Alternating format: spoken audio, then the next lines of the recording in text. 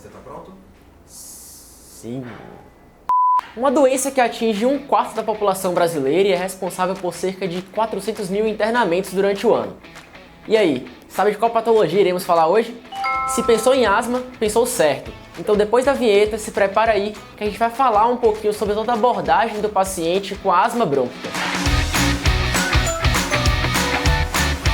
A asma ela é definida por uma inflamação crônica das vias aéreas inferiores. Essa inflamação era caracterizada por uma hiperresponsividade brônquica das vias aéreas.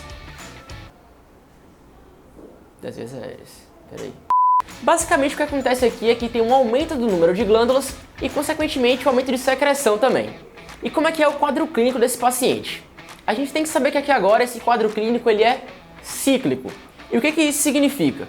Significa que ora esse paciente pode chegar para você no ambulatório bastante sintomático, aqui significa que o tratamento não está sendo efetivo, ora esse paciente pode estar bem tratado, aqui o tratamento está efetivo.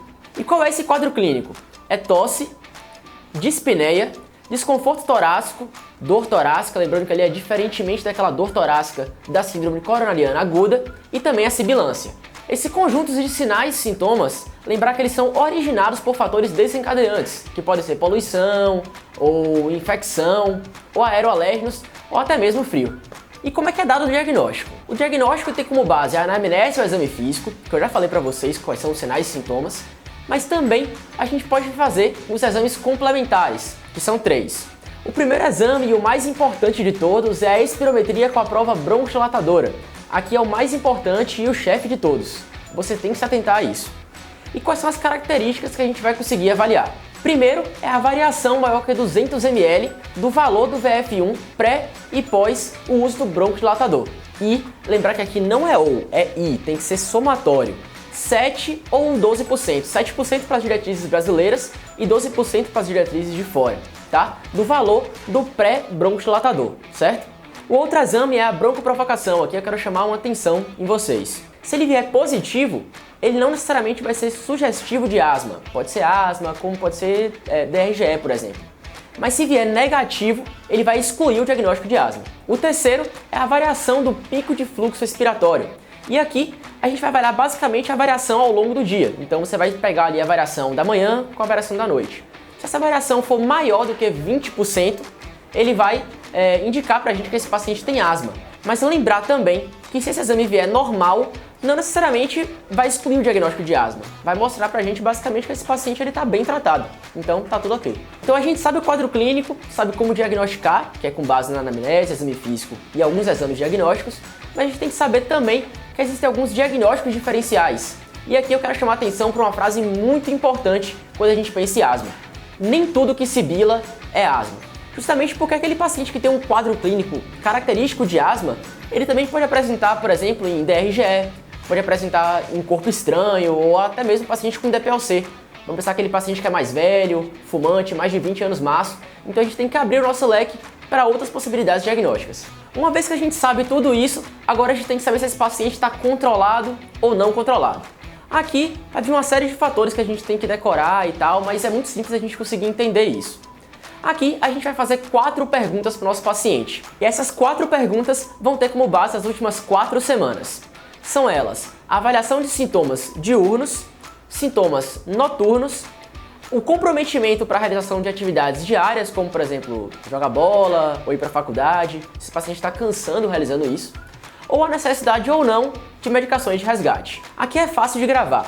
Se esse paciente tem menor ou igual a 2 ocasiões na semana, seja com sintomas diurnos ou para uso de medicações de resgate, esse paciente ele é controlado. Já para sintoma noturno ou para comprometimento de alguma atividade diária do seu dia, você não pode ter nenhum comprometimento e nenhum sintoma noturno. Pronto?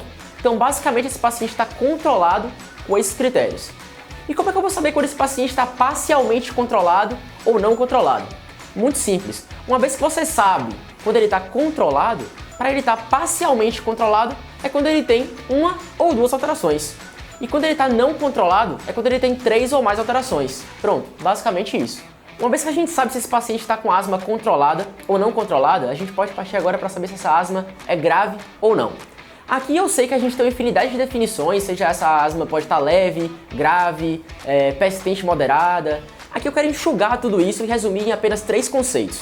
Essa asma pode estar leve quando esse paciente está na etapa 1. Essa asma vai estar grave quando esse paciente está na etapa 5. Então pronto, os dois extremos.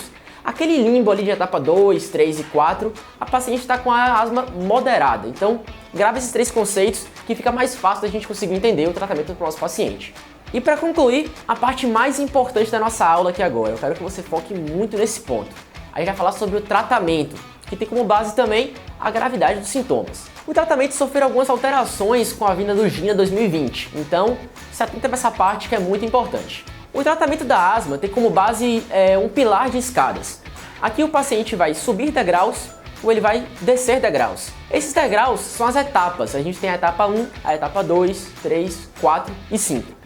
Lembrando que a etapa 5 é aquele paciente mais grave e a etapa 1 aquele paciente com asma mais leve. E o que mudou aqui agora, que é muito importante, é que esse paciente na etapa 1 ele já vai começar com o corticoide inalatório se necessário, tá? Lembrar também se ele tem algum chiado aqui na parte do pulmão, ele pode também fazer o uso do SABA, que é o bronquidilatador de curta duração.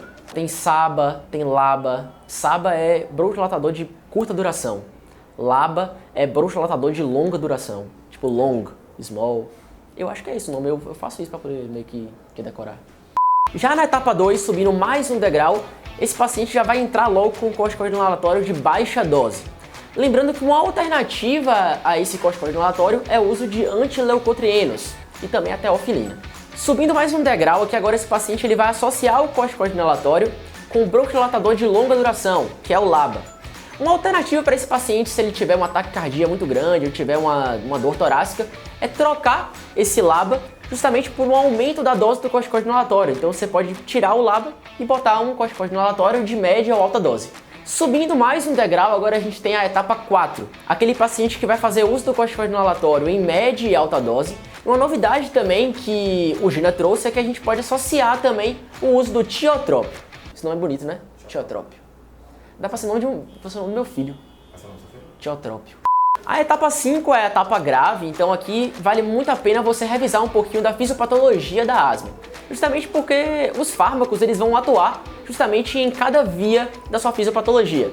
Então se você tem uma asma alérgica, por exemplo, é muito comum você fazer o uso dos anti-IgE. Mas já se você tem um outro tipo de asma que não seja alérgica, você pode fazer uso do anti-L5 ou do omalizumab, que são drogas novas no mercado agora que estão acabando sendo muito cobradas em provas também. Outro ponto muito importante também é você se atentar que essa escala de tratamento ela vai ser reavaliada de 3 em 3 meses. Então esse paciente ele pode basicamente voltar em 3 meses com a melhora dos sinais e sintomas. Então aqui ele vai fazer o step down, aquele paciente estava na escada número 2, da etapa 2, ele vai reduzir para a etapa 1, e assim vice-versa, da 4 para 3, da 5 para 4. Mas aquele paciente que voltou depois de 3 meses e teve uma piora dos sinais e sintomas, ele vai fazer o step up, ele vai subir do 4 para o 5, a gente sempre tentando ajustar esses medicamentos para ofertar o melhor para o paciente. Então foi isso, pessoal. Esse foi um levantamento geral sobre o que é asma, mais resumido, mais enxugado. E se você quiser conhecer um pouco mais, eu convido vocês a conhecerem o Sanaflix. Lá a gente tem uma infinidade de conteúdo médico, seja fluxograma, mapa mental, muita videoaula, tudo muito mais completo sobre asma. E é isso aí. Uhul!